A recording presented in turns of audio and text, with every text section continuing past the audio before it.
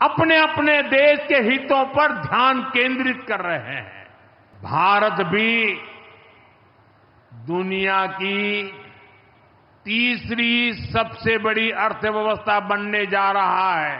India झुकेगा नहीं, India बिकेगा नहीं, इंडिया जो है वो चुप नहीं कर सकता।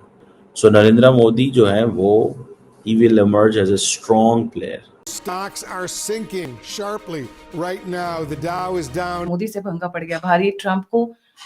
The US stock market crashes. A live look now at stock futures this morning. Take a look at this. The market dropping drastically. बाजी भारत मारता हुआ दिखाई दिया. इंडिया के लिए वो सीधी सी वो बात है, ठीक है कि जी अब जो मर्जी कर लो आप लोग, हमने नहीं झुकना, हमने नहीं बिकना, हमने नहीं रखना। कि इंडिया ने उनका जो दावा था कि जी उन्होंने जंग रुकवाई है, उसको उन्होंने झुटलाया है। ईरान के लिए भी अमेरिका ने आंखें दिखाई हिंदुस्तान को कि आप ईरान के साथ ट्रेड ना कीजिए, उससे कोई मुआहदे ना कीजिए, उससे तेल ना लें। तो हिंदुस्तान ने उनसे तेल भी लेके दिखाया, उनसे ट्रेड भी करके दिखाया। आज तक ईरान के साथ बिजनेस हिंदुस्तान करता है। Anti Americanism will start in India, pro Modi sentiments will start in India. अवाम का तेल जरूर निकल रहा है, क्योंकि जब आप इतनी दूर से तेल अपने मुल्क में लेकर आएंगे, दरामद करेंगे, तो फिर उसके बाद जाहिर है उसकी कॉस्ट तो बहुत बढ़ जाएगी। तकरीबन 5 गुना ज्यादा आप फ्रेट देंगे। पाकिस्तान को कुछ नहीं मिला, गिलास तोड़ा 12 ने। देखिए, इंडिया को यूएन नहीं दे रहा, पूरी दुनिया इंपॉर्टेंट देता है और उन्हें देना पड़ेगा। नमस्ते दोस्तों, जय हिंद। हिंदुस्तान स्पेशल में आपका स्वागत है। दोस्तों, अमेरिकी राष्ट्रपति डोनाल्ड ट्रंप ने हाल ही में भारत की अर्थव्यवस्था को डेड इकोनॉमी बताया था, लेकिन अब प्राइम मिनिस्टर मोदी ने ट्रंप को इसका करारा जवाब दिया है।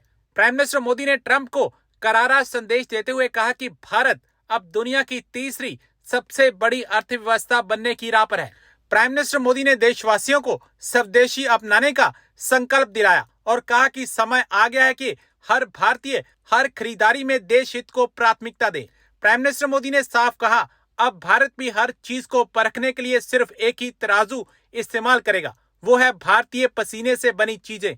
उन्होंने कहा कि अब वक्त आ गया कि जब देश का हर नागरिक, हर दुकानदार और हर कंज्यूमर इस मंत्र को अपनाए कि हम वही खरीदेंगे जो भारत में बना हो, जिसे भारतीय हाथों ने गढ़ा हो और जिसमें हमारे देश का पसीना हो।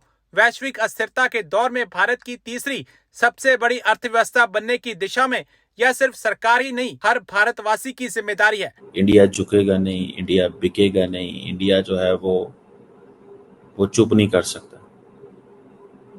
समझ रहे हैं बात? इंडिया चुप नहीं कर सकता। दैट्स व्हाट इज इम्पोर्टेंट, जो मुझे नजर आता है, ठीक है। इंडिया के लिए वो सीधी सी वो बात है, ठीक है कि जी अब जो मर्जी कर लो आप लोग, ठीक है।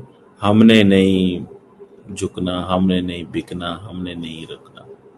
ये चीज जो है ना, वो देयर इज अ क्लैरिटी, मुझे इसमें क्लैरिटी नजर आती है। सो नरेंद्र मोदी जो है वो ही will emerge as a strong player.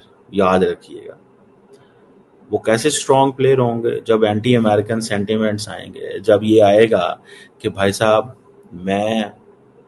मैं इंडिया के मफाद के ऊपर सौदा नहीं करूंगा। ट्रंप ने चले जाना 2028 में, ठीक है।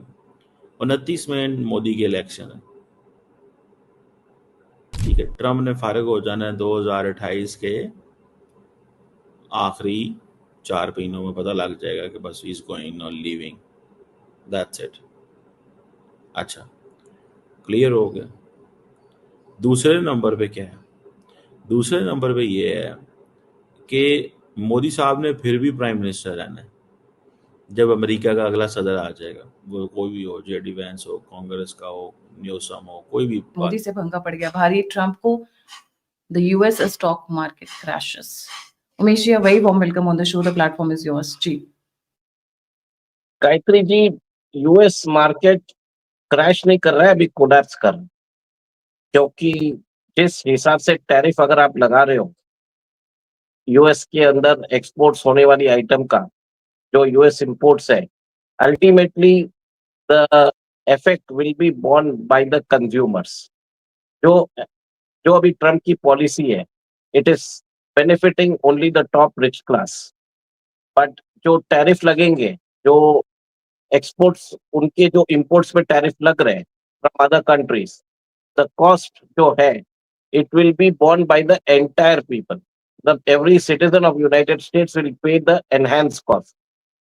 अब इसी के कारण आप देखिए कि जॉब डेटा उनका कल रिलीज हुआ है, जिसमें बताया गया कि 73,000 न्यू जॉब्स क्रिएट हुए, जबकि they were expecting 100,000 job, 1 lakh jobs expect कर रहे थे। ऐसा हुआ था, जो official was involved in releasing the data, Trump ने उसी को फायर कर दिया।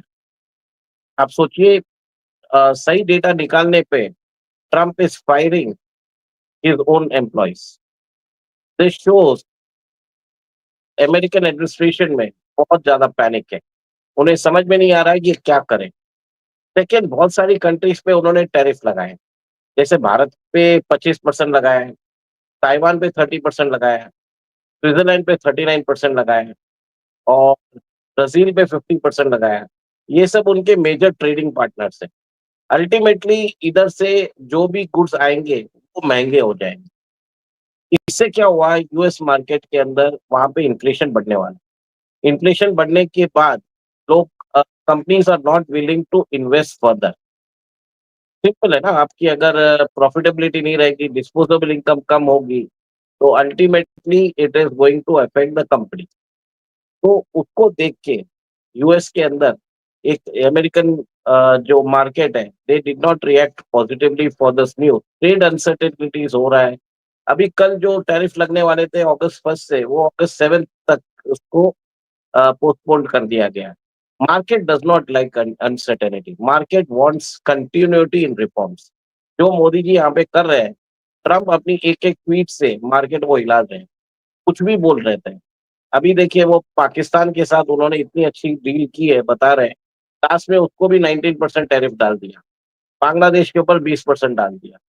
अब ये जितने भी जो बाकी कंट्री की एक्सपोर्ट्स है, अमेरिकन एडमिनिस्ट्रेशन जो अमेरिका की टैरिफ है उधर तो उनको इनरिच करेगा, पर कंज्यूमर्स वहां पे इन्फ्लेशन चालू हो जाए। थर्ड, जैसी बात हो रही है, अमेरिकन टेक सेक्टर इस कल बहुत सारे शेयर्स बहुत ज्यादा गिरे हैं। अमेजॉन जैसे 8% गिरा है, मेटा गिरा है, टेस्ला गिरा है।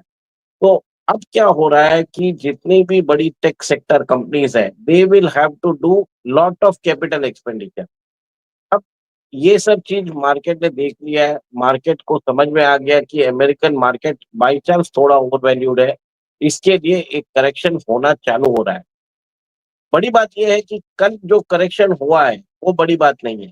क्या ये कंटिन्यू रहेगा ट्रंप की अनसर्टेन पॉलिसीज के कारण, ट्रंप के ट्वीट्स के कारण, ट्रंप के स्टेटमेंट्स के कारण, और आप अपने ट्रेडिंग पार्टनर्स के ऊपर टैरिफ लगा रहे हो?